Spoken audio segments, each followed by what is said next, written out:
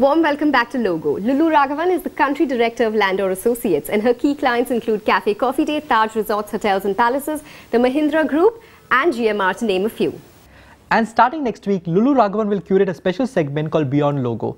Earlier during the week, I caught up with Lulu to understand as to how she plans to showcase the brand experiences she creates for some of her key clients.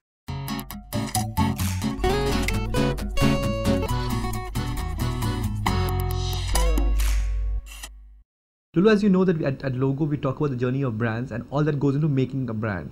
You're curating a segment called Beyond Logo. What should we expect from Beyond Logo? Well, when people think about brands and branding, they usually think logo. But there's so much more to the art and science of branding that really meets the eye. I'm hoping that in this show, we'll be able to get across three things about brands. One, that brand performance is strongly linked to business performance. Second, that brand should be high on delivery and low on promise, not vice versa. And thirdly, it's people who shape brands. The employees' actions cumulatively either add or destroy a brand's soul. In each of the segments, we're going to be featuring one company, and we'll hear from the senior leaders in terms of their challenges, their frustrations, and the rewards of the branding journey. And I'm hoping that at the end, in viewing each of these stories, viewers will really get a feeling of brand beyond logo. Sure. To the series, which is Beyond Logo, you're going to be talking to quite a few corporate houses as to what went into creating the brands. Could you take us to the first episode or the first segment that you're going to curate for Beyond Logo? Sure. In the first episode, we're going to meet the senior leaders from Indian Hotels Company, also known as Taj Hotels, Resorts and Palaces. As you know, Taj is one of the most iconic brands in India and now globally as well. And you might be aware that the Taj has moved from an umbrella branding strategy where they had one brand covering all market segments to a multi-brand portfolio where they have very focused brands for different segments of the market, and they're delivering different customer experiences in each of these brands. So viewers might be wondering, why did Taj go in for this brand architecture exercise? What was the value of it? What were some of the challenges and frustrations along the way? And how is it going to help the business? Does this brand architecture really matter? That's what we're going to probe when we speak to the leaders at Indian Hotels Company. Well, you know, it's a 110-year-old company. So to sort of migrate from an overall umbrella of Taj, but covering all the gamuts of 2-star, 3-star, 4-star, and 5-star hotels, there's a real big difference in a gap between what the reality and what the guest experience is.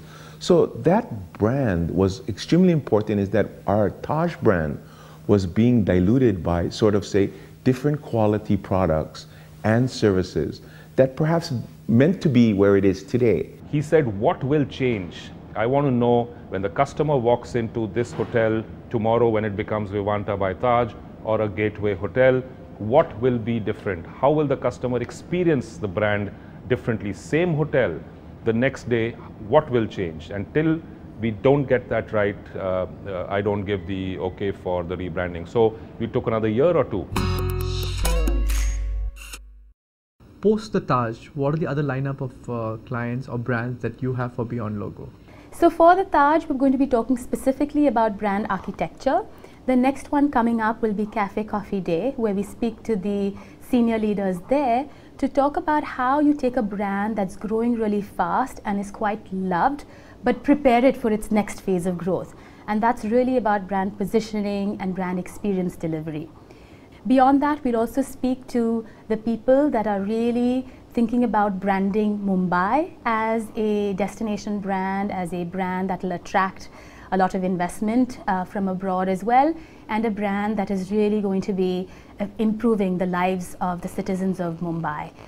As you may have read in the papers, a branding initiative is being planned for the city of Mumbai and MMR, so we'll talk about that as well.